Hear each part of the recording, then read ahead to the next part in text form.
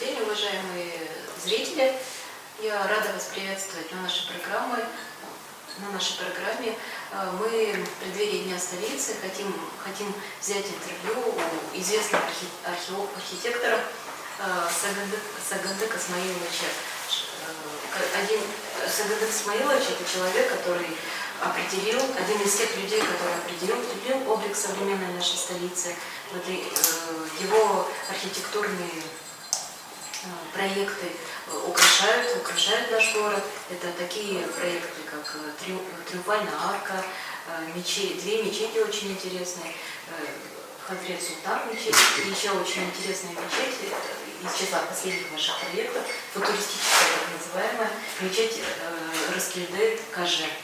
Вот, мы хотим, конечно, с вами поговорить сегодня в таком преддверии такого замечательного события, чтобы вы поделились с нами о том, как формировался облик нашей столицы. Вы стояли у истоков формирования архитектурного облика. На наших глазах происходило формирование неповторимого облика нашей молодой столицы. Расскажите, пожалуйста, как это было, какие мысли у вас тогда были, какие проекты были тогда реализованы, что еще у вас остается на будущее, возможно? Я хотел бы всех поздравить с наступающим Днем города. Вообще город Астана, Нур-Султан – это воплощение мечты многих архитекторов, жителей нашей страны. Но я хотел бы сейчас начинать с конца.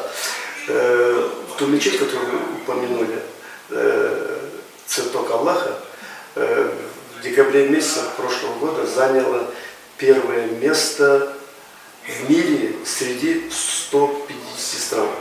Для нас это не только для нас, это для страны гордости. Мы получили сертификат. Я считаю, это вот именно когда за рубежом отмечают архитекторов, я считаю, это очень ценно. Это конкурс проходил в Австрии, и мы получили первое место за альтернативные виды энергии в архитектуре. Ну, если говорить о прошлом, то я хотел бы сказать, что город Акмола, я здесь родился, здесь вырос, это маленький провинциальный, городок. И самое, что интересно, это место очень священное. Именно расположение города, нашего города, столицы, находится на самом красивом месте Сарыарки. Здесь сводятся две реки, это Ишим, Нура, и мы как архитекторы знаем фактически окрестности этого города. И я считаю, что этот именно северный Джаял для нашего народа. И когда начали строить столицу, я подумал, это очень здорово. Казахи всегда жили летний период проходил здесь, именно здесь. И осенью уходили на юг, вплоть до Бухары, оказывается. Вот наш род до Бухары кочевал. И эта столица, она казалась вот именно северной столицей. Но я считаю, при современных условиях, при альтернативных энергиях, и на севере может быть прекрасные здания, сооружения. Ну, первые объекты, которые мне достались, это Академия музыки. Мне очень понравилось, что первые, кто пришли сюда, не только там Супраб Дилан, президент, а именно пришли люди искусства. Айман Мусахаджаева приехал сюда, и случайно с ней познакомился, она попросила сделать реконструкцию музыкальной академии. И постепенно я втянулся. Я был преподавателем, я нечаянно стал уже практикующим архитектором. Благодаря тому, может, я остался преподавателем, занимался наукой. И с тех пор сейчас сделано около 100-150 объектов. Это общественные здания, жилые здания. Вот последний объект мы сделали очень интересную школу. Конечно, мечети, очень много мечетей. Мы работаем не только здесь, мы работаем за границей, реконструкции в Дамаске делал Аль-Фараби. Я как историк изучаю историю архитектуры. И я считаю, что когда мы говорим об Астане, это надо говорить о Сарай-Бату, Сарай-Берке, Бахчи-Сарай, потому что это наша земля. Там тоже Армен, и Армен там есть. Я могу говорить о любых местностях, о Башкирии, сейчас в последнее время интересуюсь сибирским ханством, город Искер. И тогда получается, почему об этом? Да потому что была своя система. Это был кирпич 25 на 6. Это типовой кирпичного периода Золотой Орды. Была система зданий. Я могу сейчас сделать реконструкцию любого мавзолея, потому что была система. Значит, система печей, отопления, бань. То есть, значит, были нормативы, как нормативы архитектурные были в период Золотой Орды. Это было великое государство, понимаете? Это все наши народы, Татарстан, там, Башкортостан, все это мы жили в одном. И у нас был общий язык, общая культура. И я считаю, что Астана является не только столицей, значит, Казахстана, но и всего тюркского мира, потому что север, именно если взять отсюда, Сарай-Бату, взять Сарайшек, это где-то находится на одном уровне, понимаете? Поэтому, и здесь вы сами знаете, недалеко на Актыше был столица Кимаков, это предтеча Кипчаков.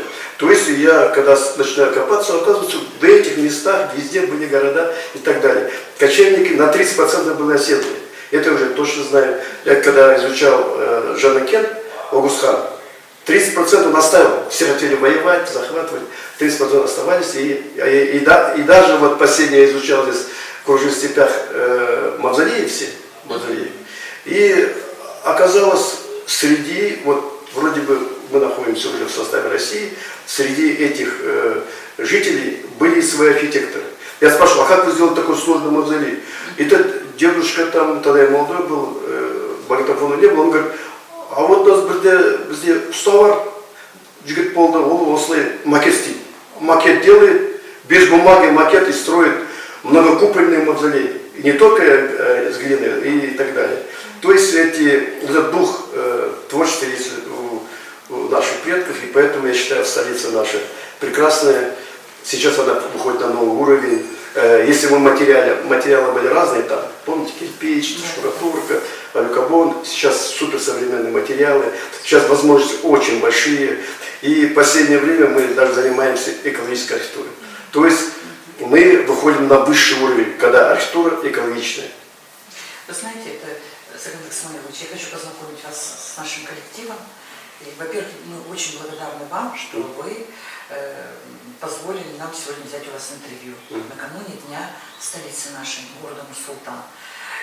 Здесь, почему мы к вам пришли? Потому что музей-заповедник Базок, Базок, вы сами знаете, это тысячелетняя предшественница нынешней столицы города Нур-Султан. Поэтому сегодня с вами здесь присутствуют научные сотрудники, художники, дизайнеры, те, которые сегодня занимаются данным проектом. Вы, наверное, слышали о Базоке. Вот как вы считаете, данная реализация проекта, историко-культурного проекта, насколько она важна для вас, как для архитектора, который уже строил, создавал такие комплексы? Я хотел сказать, что это Базок, это древнее поселение, которое находится в Астане. Я там был, смотрел. Вот. Кстати, там тоже я обмерил кирпичи. У меня много кирпичей со всех территорий Казахстана, и Базовский относятся к той же культуре, и тоже там резные кирпичи есть. Я хотел бы сказать, что Базок и в центре Астаны мы нашли в свое время Скифский курган. Жаль его снесли. Базок, если даже это небольшое поселение, она должна показать не только сам Базок, а показать всю культуру наших предков и архитектуру, не обязательно которых на Базоке. Дело в том, я еще говорю, это было одно государство. Поэтому здесь на Базоке показать надо всю культуру, все наши достижения в области архитектуры, но самое главное в области духовной культуры. И Базок, это вы сами знаете, перевод слова, вот, и это слово услышал я вот, Агузнаме, вот, и я считаю, что это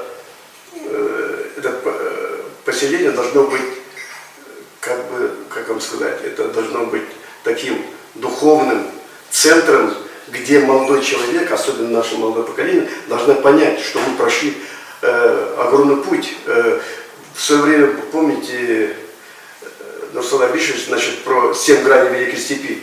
Я сделал дипломную работу, и в этой работе пришлось нам изучить всю историю. Как мы вышли оттуда, значит, с монгольской степи, как прошли в Европу. И мы сделали очень сложнейший проект, дипломная работа была, я руководитель дипломной работы. И мы всю глубину истории сделали. И получилось, что, когда я общаюсь, например, археологами, кто занимается реконструкцией, вот, кто занимается одеждой, военной, наши ученые, я в шоке был. Слушайте, даже если взять конное искусство, это можно сделать огромный музей. Даже если взять что-нибудь, любой элемент, это бесконечная вещь. Все думают, нет, атрибутика есть. Есть огромный материал, когда я говорю, я делаю сейчас в разных стилях. У меня 6 направлений в стиле архитектуры. Это начиная с арийского периода, потом делаю сакский, скифский стиль, гунский. И я делаю архитектуру. Для меня это легко. Я знаю, в гунны жили в таких зданиях, потому что я изучаю Аттилу. Сейчас я ездил следы Аттилы, дедушка нашли здесь, вроде бы дедушка Аттила нашли в Казахстане. Я археологам помогаю, я езжу, и для меня огромная подпитка. И мы эту информацию даже не можем выявить. Эта информация прямо вот так сидит в нашей душе, и я охота отдать вот всем, и многие ничего не знают. Книг мало. Археолог выпускает там 500 экземпляров только для специалистов. Я считаю, это популярные книги. Базок явится сердцевиной воспитания наших молодежи для будущего, что у них железные предки, железные крылья, понимаете? И мы, вот это, как аргамак, должны идти вперед. Абсолютно вы правы, потому что если сегодня, например, многие говорят о том, что город Нур-Султан, наша столица, это как сердце Евразии. Да. Вы сказали еще дальше, что Базок, может быть, должен быть таким объединяющим историко-культурным центром всех тюркских народов. Абсолютно вы правы, потому что не случайно тогда вот в 2003 году при еще Кемале Акишевиче проводили международный полевой форум, на котором все ученые пришли к одному выводу, что действительно на эту территорию облюбовали наши предки и в разные исторические периоды жили там. Вот мне хотелось бы, перед нами находится вот эта стела, она интересная. Вот расскажите кратко о ней. Ну, эта стела была посвящена 20-летию. Это только пока задуманная. Да, задуманная. И, значит, идея в том, что қазақтарда 8 век бар, 4 век бар. Да, мен айтамын 8 қырлы дейді и так далее. И мы говорим, төрт бұрышым бүтін болсын дейді. Очень много таких смысловых вещей. Здесь очень интересная вещь. Вот 4 стороны света, и она в жизни так меняется, что она поворачивается. Видите, здесь вот так, если сверху смотреть, это 8, да? В центре делается древнетюркский календарь, и высоту мы дали... Ну, получается, как восьмигранник я его вижу. Да, это как бы четырехгранник. Я просто сейчас, вот эти все элементы, они являются огромными символами вот этой тенгрианской веры, это нашей древней музыки, нашей истории, нашей философии. И здесь заложена огромная философия. В центре находится тенгрианский календарь. Но здесь горит факел, который устремляется вверх.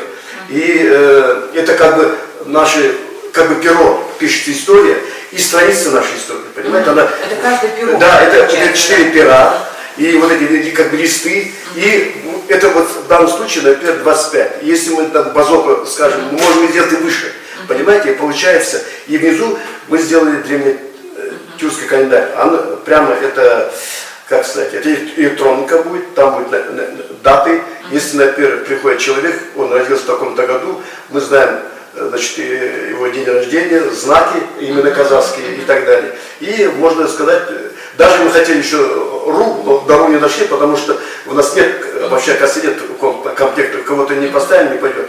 Но календарь очень важен, понимаете? Она календарь играет не только для пояснения жизни, но она играет разных направлений.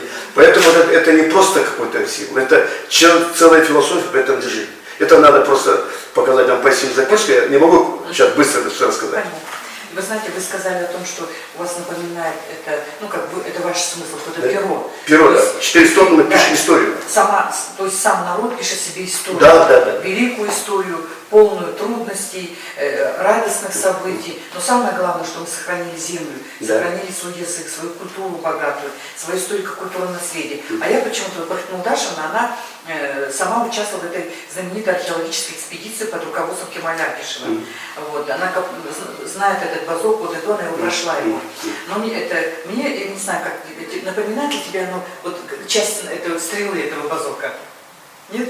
Мне баранью лопатку напоминает. Что напоминает? Баранью лопатку. Лопаточку напоминает. А я стрелу увидел, часть стрелы вот этого. Ну, дело в том, что мы когда не стоим на лопатку. Сагадат Смаилович, конечно, воодушевляет. Работа, которую вы проделываете, получается, каждый архитектурный проект, который вы реализовываете, задумываете, это результат огромной кропотливой работы, это воодушевляет и впечатляет, конечно. Вот в разные периоды истории у нас в степях Евразии формировались различные стили. Мы знаем прекрасно растительный, геометрический, изоморфный, полихромный. А сейчас вы говорите часто в своих интервью о формировании казахского стиля. Да. Скажите, пожалуйста, поподробнее о специфике этого стиля. Что он собой представляет? Каким образом вы его реализуете в своих проектах? Вы, наверное, если вы связаны с искусством, есть греческая орденная система. То есть Тосканская орден, Ионический орден и так далее. Эта орденная система дается с первого курса архитекторов. Они как очень наш.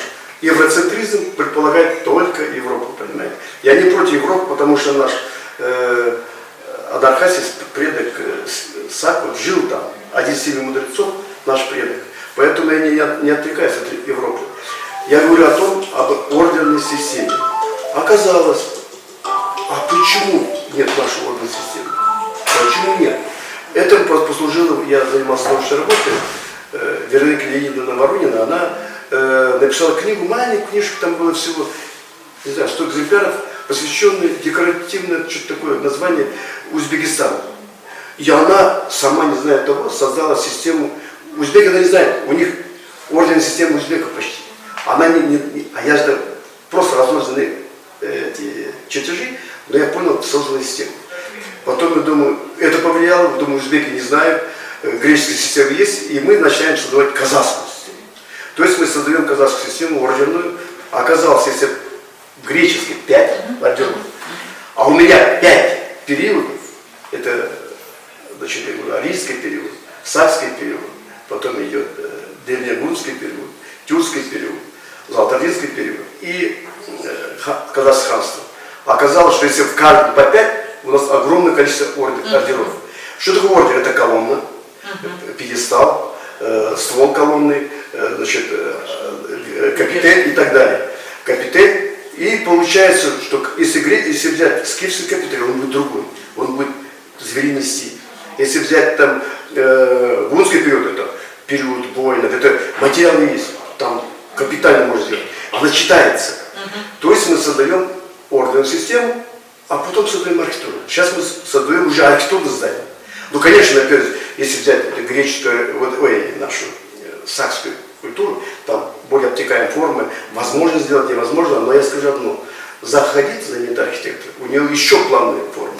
В принципе, если будет заказ, мы можем сделать и ресторан, и кафе, и здание, например, в сакском стиле. Можно сделать в гунском стиле, можно сделать в общетюркском стиле. Так что, если взять в области архитектуры, мы вообще в космос. Мы можем делать все. Почему? Я был в Узбекистане, у них сложившиеся традиции, форм и так далее. Они консервативные. А мы свободны, понимаете? Есть страна в мире, которая может архитектуру делать как хочет. Историческую. Я не говорю о современной архитектуре. То есть историческую архитектуру можно сделать так. Кстати, в Базоке можно все эти стили сделать, если финансирование будет. Я могу сделать все эти дома, макеты, и это будет пример. Ну, уже возраст, я боюсь, чтобы эти все макеты, всех стилей можно поставить. Вот прошлое мы покажем, и покажем будущее, как должно быть историческая архитектура. Конечно, мы современная архитектура, знаете, делаем. Авангард, сейчас могу показать, у нас еще такие авангардные вещи. Это вне стиля, но в стилистике, именно в архитектурном вещи, мы можем показать огромную пищу для наших молодых архитекторов и просто для кто придет, посмотрит, удивится, какая великая архитектура была в Казани. Сагадат Исмаилович, у нас, в принципе, сейчас уже утвержден сам визит-центр.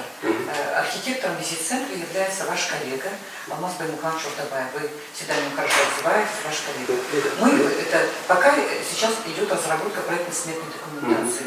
Он нам тоже интересный такой вариант предложил в формате обобщенного образа столиц периода казахского ханства.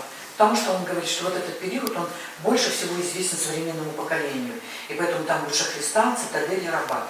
Но у нас еще впереди есть другие поселения. Это Гунское поселение, это то, что вот сейчас ваша излюбленная тема, я знаю, это поселение Сакского периода, поселение это Тюркского периода. Вот это все еще пока у нас в перспективе. И вот еще вы сказали о том, что нам интересно было построить бы здание, где это кафе, в котором бы люди отдыхали бы и в то же время знакомились бы блюдами того или иного исторического периода.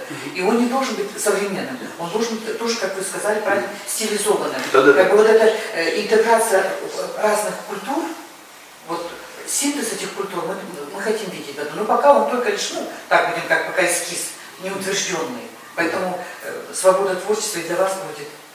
Я хотел сказать, что вот вы здесь видите, значит, люди, которые связаны с искусством, если мы, например, делаем любой период, например, Гунский там или еще какой-то период будем брать, и блюдо, дело в том, что казахское героинское общество, я тоже связан со всем, русским, российским, теперь с казахским, они года 2 назад выпустили новую книгу «Оригинальные блюда казахов». Понимаете? А когда я читаю исторические книги, что кушал Ягунный, например, и так далее, это можно сделать реконструкцию. Любую вещь можно реконструкцию. Конечно, где-то какая-то там, надо еще жеда, балық ұстады, или жылқының етін жеді, қалай жеді, қымыз қандай болды. Вы слышали, что есть қымыз прозрачный? Настоящие ханы, наш хан Золотой, пили вот такой хымыз, кисе, он был белый. Оказывается, он пискенде, можно так псу говорить, что она после такой обработки она превращается в чистую такую воду. Это, то есть очень много. И единственный народ, который сохранил, какую еду есть, жылқының еті, едят только якуты, только жас молжи. Потому что это самый там нет холестерина, это для здоровья очень хорошо. Поэтому вот эти реконструкции можно сделать еды, все что угодно. Если мы сделаем кафе, знаете, вот осколки, вот огромные осколки. Например, то, что мы не знаем, у якут сохранился, у кого-то хакас сохранился. Я заметил, там игры какие-то смотрю, я был в этих алтайцах, понимаете, танцы круговые знаменитые, все мы танцевали, понимаете. Вот. Поэтому все это можно собрать по крупицам и действительно сделать, например, скажите ресторан сакский, мы сделаем еду сакскую, и посуду сделаем сакскую. Мы сейчас обратили внимание, что вот наш вот этот проект, вот он волей-неволей объединил многих ученых-археологов. Допустим, например, Жолдасбек Курманкулович Курманкулов, он у нас является автором концепции, как возводились дворцы и храмы на территории Казахстана. Какой период? Это решил систематизировать свои работы, он эволюцию развития жилищ, простого. Здесь жил простой наш предок, в каких домах. И вот эту эволюцию развития жилищ разного периода вместе с Зубайдой Кабиевной Сураган они написали эту концепцию. Понимаете, получается наш Виктор Федорович Завер покойный, он, кстати, Бутайской культуры, он автор. И получается у нас, мы объединили всех ученых разных, они работают в разных городах, в разных высших учебных заведениях, художников объединили дизайнеров. Значит, у нас есть свой архитектор, но мы понимаем, что так как объект очень огромный, здесь должны работать не один архитектор, а несколько архитекторов. Каждый должен внести свой какой-то вклад. Впереди у нас вот ожидается еще вот стела, которая должна объединить все наши поселения, все исторические периоды. Вот как, например, в самом городе Нур-Султан является, например, стела Байтерек, это тоже символ независимости, так же, как вот другие вот, это стела независимости и так далее. У нас, в общем-то, идея тоже есть, но пока это идея. Вот эта идея, она должна потом воплотиться, которая должна стать объединяющим всех наших исторических поселений. Поэтому вам тоже такая задача перед вами. Видите, в чем дело? Вот мы говорим об идеях, о брендах. Значит, если мы едем, значит, в Париж и в Елбашне, если смотрим моду, значит, такой-то дом, например, если смотреть духи, такой-то парфюм, Если едем в Лондон, там Пикадилли, это какие-то вещи, связанные с архитектурой, не с архитектурой, с одеждой, что-то вот такое выскакивает, и мы знаем об этом. Вот. А у нас такие бренды. Вот тот же Аттила взять. Вся Европа Аттилу любит. Оперы пишут, понимаете? А Аттила, дедушка, все здесь жили. Почему? Не обязательно Аттилус, а именно этот период. И именно я вот сейчас нашел книги, я нашел книги, вот сейчас последние мне дали, оно жандыржос әскерлер, бәрі аттары қазақша сияқты. Деньги ездить бәрі. Это тот период, там нету там каких-то других названий. И именно аттары бәрі, все это написали иностранцы, они не понимают, что это именно похоже на казахский, понимаете? То есть, или описывают, например, когда, значит, приезжает Катя во дворец, и как заходит, как кушает, все написано. А я, когда читаю эту книжку, я сразу это могу нарисовать. Я чувствую, деревянное здание, такой купол был. Блайкерде, блайшетта, это я все могу нарисовать. И поэтому эти исторические вещи можно реконструировать. Но самое главное, мы говорим о брендах. И возьмем, смотрите, такой бренд, как Корктата. Да. Все тюркские народы, именно агурского направления, без ума, он находится здесь. Почему не можем мы поставить высотой 30-40 метров? Все тюрки будут заходиться. Или Аттилы, французы будут, итальянцы. Венеция, вы знаете, почему Венеция образовалась? Благодаря нашим предкам они ушли в воду. Я что приехал, почему итальянцы живут на воде? Потому что в тот период действительно были гунны, и они вынуждены были жить на воде, чтобы качели не прошли. Это написано, не я придумал, это просто я взял брошюру, их гостевую, когда был в Венеции. И рассказали, говорят, а вот, значит, люди, гунны здесь были, и за гун мы ушли в воду. То есть, получается, если мы сделаем, например, что-то посвященное Аттиле, все, второй бренд, третий, скифский, тот золотой человек, 8 золотых воинов. Все они разные, и самое, что интересное, многие не понимают, один Сармат, второй Саврамат, третий Андай, Мандай, Исидон, оно, Са, а это близкие племена. И когда я вот последний раз удивился, вы знаете, король Артур. Я нахожусь в Англии, смотрю король Артур фильм. И вдруг, ну там на русском языке смотрел, показывают, защищают кочевники, показывают юрты. И это сарматы. Сарматы жили на Западном Казахстане. Римская империя, значит, убирает, а тут нападают вандалы, значит, так далее, германские племена. И они просят этих кочевников охранять Лондон. Там. И туда едут эти... Это фильм. И в конце концов, если кратко говорить, конечно, европейцы снимается сокол, круглый стол, из сюрта ребенка забрали, он ушел туда на 25 лет, и потом они должны были вернуться. И этот фильм вышел в Англии, и говорят, первый король Англии Сармат. Я смотрю потом, дискуссии, да вы что придумали, эти же обещания поставили. Он говорит, слушайте, все возмущаются, как могут король первый быть Сарматом, имеется в виду кочевником. Скажите, пожалуйста, а мы на конях ездили? Не ездили. Он приводит, на конях они воевали, они все время, они нас защищали. Оказывается, когда вот эти наши предки защищали, и вот возникают такие проблемы, Артур Деген, Бектур Деген тоже приводит, почему такое имя. И это говорю не я. Понимаете, когда мне говорят, сағандық қазақтар мақтамыз, мен мақтамаймын. Я только смотрю иностранные. Я на вас казах кітаптарын оқымаймын. Кейбір мақтап қоямын. Я ищу именно факты. И я боюсь сказать лишнее. В данном случае, говорю, это о фильме, можете посмотреть «Король Артур». Пожалуйста. Спасибо большое, Александр Григорьевич. Вот очень интересно, вот мы начали наш разговор сегодня с обсуждения очень интересной мечети вашей, Раскель-Дакаже. Скажите, пожалуйста, поподробнее. Вот меня лично вот прямо это мечеть Цветогалаха. И сочетание. Вещи, многие просят классические вещи, мечети классические делают.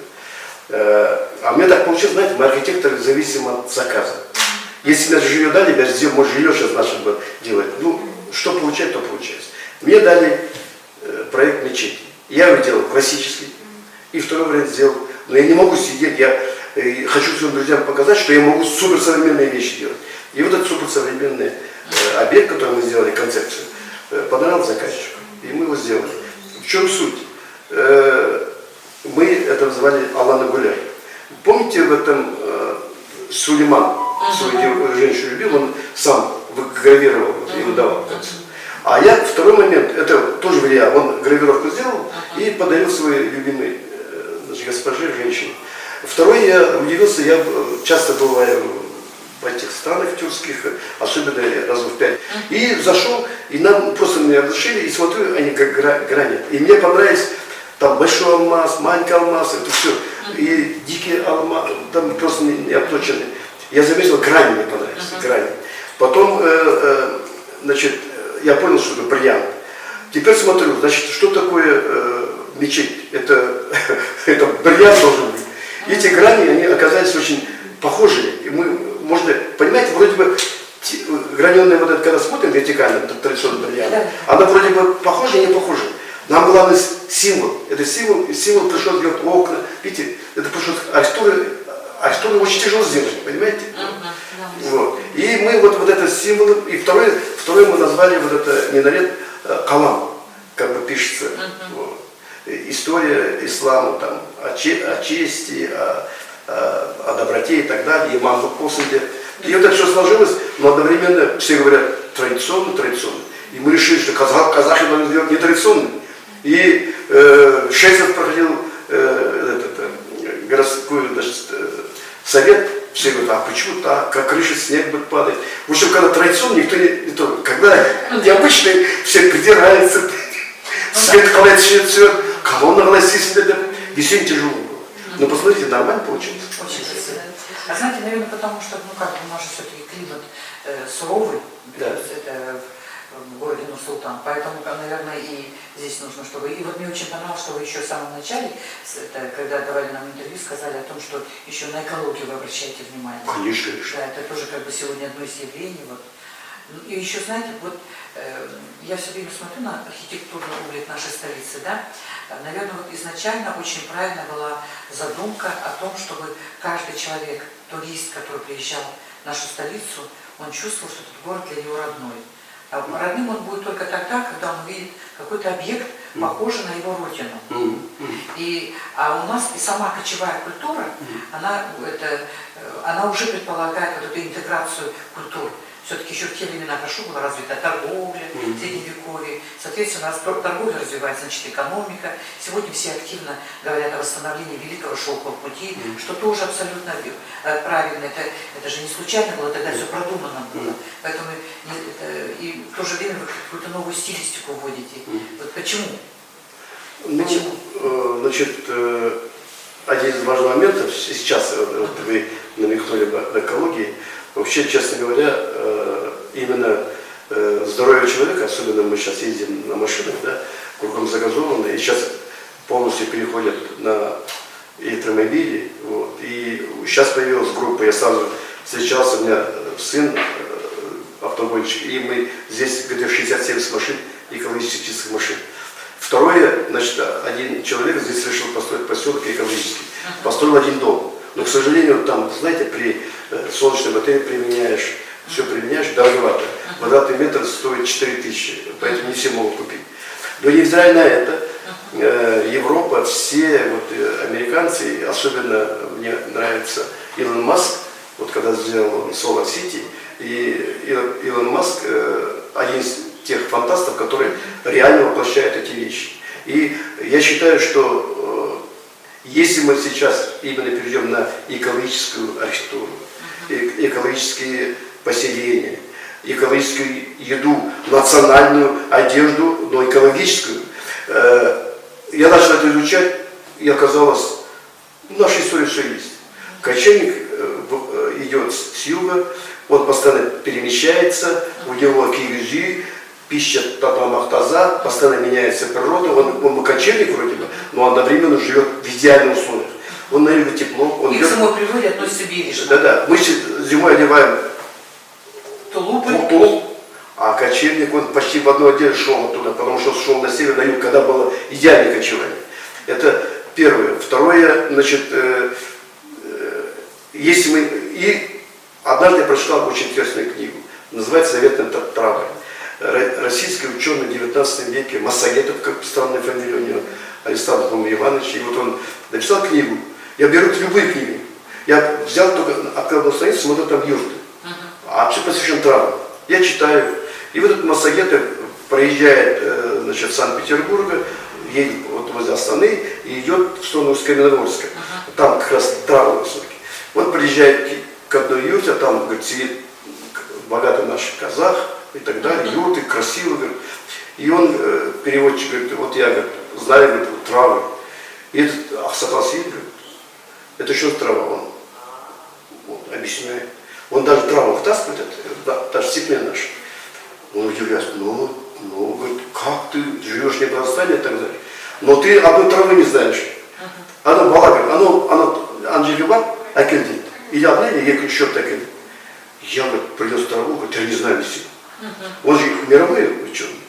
И удивился, говорит, эти казахи все знают, каждую траву, каждую травинку, и для чего лечение, какое, значит, там, жасман, говорит. И когда он узнал, в этой книжке, маленькой брошюре, написано было экологический высокий уровень казахов. Поэтому я считаю, что казах является экологическим народом, который никогда не вытаптывает землю. Он всегда за ним чистит, гептилы не падают, ракеты не падают, мусор не бросает, понимаете? Вот. Поэтому нам надо к этому вернуться. К архитектуре экологичной. Хорошо. Это... Спасибо большое, Сергей Савельевич. Вот, будем с нетерпением ждать ваши книги. Прям, я думаю, найдется внимательный читатель с огромным удовольствием все ваши, лишь небольшая часть ваших размышлений мы сегодня ознакомились с этим. Будем, конечно, с нетерпением ждать. И скажите, пожалуйста, вот молодым архитекторам, дизайнерам, людям, которые только ищут свой путь, вы как человек уже нашедший, что вы могли бы посоветовать? Молодым жителям нашей столицы. Да, я считаю молодым архитектором, ну, значит, молодым дизайнером, может быть, там, искусствоведом, ну, еще все, кто связаны с искусством, я пожелал бы прежде всего не забывать свою родную культуру, именно свои, значит, наши знания предков. Қазақтар айтпаған сөз жоқ. Я просто смотрю, читаю про философские книги, казахи про все сказали. У нас ответы на все вопросы есть. Карта возьмите, любого философа и так далее. Я считаю, что для молодого архитектора, дизайнера надо знать свою историю. И второе, я хотел бы, они должны где-то заглядывать на будущее. Казахи были предсказателями, они многие знали, что будет через несколько дней. У нас были огромные способности. Я сам иногда удивлялся, у отца были немного способностей, я удивлялся, я предугадывал, что будет. Одно предугадание в моей вот этой казахской души, я, например, знаю, что нужно заказчику. И я помню, там за Макеновым показывают, сделайте эскиз, а там большой человек должен посмотреть.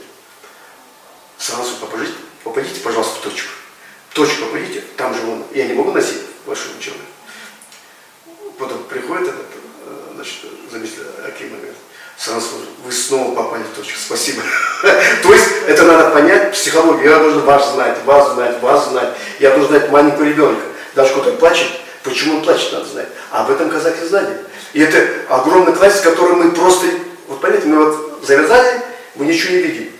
Мы не видим, только смотрим на свой сотовый телефон, смотрим интернет и думаем, что они велики. И смотрим, китайцев они велики. Да нету лучше казахов, потому что главное, я не потому что я такой там пытаюсь переходить. Дело в том, что казахи не занимались материальным. Когда человек сидит во дворце, и он все забывает. Человек, который все движется и постоянно размышляет, размышление двигатель прогресса. Поняли, да? Поэтому Илон Маск молодец, движется.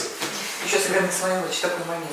Сейчас мы все, особенно вот молодежь, вот здесь у нас все молодые ребята, вот рядом с вами молодой археолог Ульзат, рядом Ужас, они все это, ну и мы сами с вами вместе тоже. Мы сейчас вот такая идея, абсолютно правильная такая, это, озвучена президентом нашей страны Касым-Жомартом Кемеловичем Токаевым о строительстве нового Казахстана. Вот ваши мысли по поводу этого, новый Казахстан, Как вы понимаете это? Новый Казахстан я понимаю таким образом. Потому что все-таки мы, знаете, мы же интегрировали Да. мировое культурное пространство, Да. мировое экономическое пространство. И в период глобализации не потерять себя, не потерять свои ценности, главные ценности. И вот и сейчас уже мы как-то подвели итоги. Мы недавно отметили большой юбилей, 30-летие независимости нашей страны. Вот вы тоже об этом упомянули. И теперь мы строим новый Казахстан. Как вы понимаете? Человек, умудренный жизненным опытом, и причем сложившимся архитектором, которого знают не только у нас в Казахстане, но и в странах ближнего и дальнего зарубежья. Ваши архитектурные проекты, решения архитектурные, которые принимают, сегодня заслуживают большого уважения. Вы сегодня сами начали с того, что мечеть была признана лучшими архитекторами мира. Но это уже высшая награда, наверное, и не нужно для человека, который мыслит творчески. Как вы, новый Казахстан? Я размышляю, вот смотрите, раньше шпи был, вот также билер, би это человек, который достиг огромной, чечен, вот, Да. достиг, и вот он, хану говорит, вот так надо действовать. Здесь шел процесс мозгу. Это би, Данышпан Адамдар просто так не были. Батали просто не были. Это были реальные личности, которые соответствуют этому званию. Что нужно сделать? Сейчас 3 биев не соберем. Сейчас единственный бий, который может решить, это весь народ. А как это сделать? Так. Только через децентрализацию. И если мы делаем на Улутау дело, мнение каждого человека, я считаю, например, я Асахал, например, я так хочу попасть в Токай, рассказать. Я считаю, должен быть сайт. Мы все электронику знаем. И должны сидеть молодые ребята вот такие, которые размышляют. Конечно, когда 1000 людей, могут 90% глупых вещей. Представляете, вот, может, когда глупый, и все это, и выбрать какого-то другого человека, не выбрать, просто поступок не должен быть. Здесь должна быть мысль такая, с учетом тех философских моментов, это должна быть такой компьютерная программа, которую решали наши предки. То есть тот мозг этих наших биев, которые заложены, которые я читаю, вот любой Данышпан читаю, я просто 150 томов, это наших книг лежит, я просто всю жизнь не смогу прочитать. Но, например, Шал, там, Анаби, Данышпан и так далее, то, что нужно, читаю. Если мы создадим такую цифровизацию, и если мы сделаем решение каких-то проблем, я считаю, через компьютер можно решить даже проблемы войны и мира, проблемы, например, каких-то наших недостатков. И когда это через компьютер выходит, идеальное решение. Поэтому здесь при президенту должен быть огромный какой-то центр, значит, даже при нем должен быть, может быть, действительно какие-то великие люди, и компьютер какое-то решение показывает. И тогда мы можем... Тоже Украина могла не запустить войну. Там я смотрел, Украина могла не запустить войну, очень много есть примеров. Казахи бы это не сделали. Понимаете? Умные, если бии были. В данном случае биев нету. Улутау, вот то, что Улутау сделал, это символ. Это символ. Я символ тоже люблю. Без символов нельзя. Женщины, например, даже цветы, это символ любви. У каждого символ, понимаете? И ни один человек без символа, без веры не живет. Поэтому символы должны сохраниться, и мы должны через цифровизацию выйти вперед. Хорошо. Спасибо большое, потому что для нас вот еще предыдущая его статья президента «Независимость дороже всего». Мне кажется, вот она самое главное, что, например, молодое поколение и старшее поколение должно усвоить, что, наверное, самые главные ценности, которые нам достались от предков, мы не должны потерять. Да. А вы сегодня человек старшего поколения, говорите, не только потерять, а развивать и дальше идти. Да. И абсолютно вы правы, что сегодня этот сам народ сегодня может принимать какие-то интересные решения. Как? Это, мы же не будем собирать новгородское вече, правильно? А вот именно через цифровизацию, через новые компьютерные технологии. Все Дело в том, что, значит, что делается? Например, вот Илон Маск набрал. Какой-то, вот, например, садится космический корабль, есть 1000 вариантов, где можно что-то погибнуть, что-то случится. Или взаимоотношения мужчины и женщины с ребенком. В казах все написано. Как поступить в этой минуте, значит, родитель бьет. Оказывается, нельзя делать. Это написано, это если через компьютер, даже он нажал на кнопку, например, женщина не знает, что ребенок, нажал на кнопку, у него, вот, Аня Лейна, но Рума, вот состелит. Потому что мы не можем в какой-то момент какой-то критический момент, или в аварийной ситуации принять решение. А эти решения, вообще в жизни все решено. У казахов все решено, понимаете? Любой можно вопрос решить, если мы вложим в компьютер. Например, мой мозг насыщен какой-то частью. Но мой мозг не насыщен всей казахской культурой, понимаете? Я многие грани не знаю, понимаете? Даже один Абаев, возьмите, если даже его заложить в компьютер, очень можно решить. Хорошо. Ну, мы искренне благодарим от всего нашего коллектива, Сарен Букубаевич, вы уделили нам бесценное свое время, и вы нас вдохновили. Да. Жаль, что у нас многих археологов здесь нет, потому что наши молодые ребята ушли, например, Рыбулат, Рахман Кулов, кстати, интересно сам по себе дизайн, он сейчас на археологических раскопках вместе с Зинулагами, с Самашевым. Это у нас рядом, это вот других ребят нету. Ну, это не важно. Важно, что они сегодня через YouTube, через наши, у нас 4 платформы, есть такая платформа Заман Галун Костарас, у нас есть свои почитатели, свои читатели. Это мы, в общем-то, активны и в Инстаграме, и в Фейсбуке. Мы вот данное интервью станет достоянием всех наших жителей, не только Нур-Султана, но и других городов, стран ближнего и дальнего зарубежья. Мы не случайно бы нам интервью могли бы это она сделать Кузюге, Басхалага Снуктышин. Мы вели сегодня на языке межнационального общения, чтобы всем было понятно, чтобы знали, что у нас в Казахстане есть такой интересный архитектор Сагандык Смаилович, который вот здесь только часть каких-то работ, которых еще только будут воплощены в жизнь. И вот еще за спиной у нас сколько интересных работ. Поэтому вам удачи, здоровья, везения. Да, вам тоже большое спасибо, что базон был построен.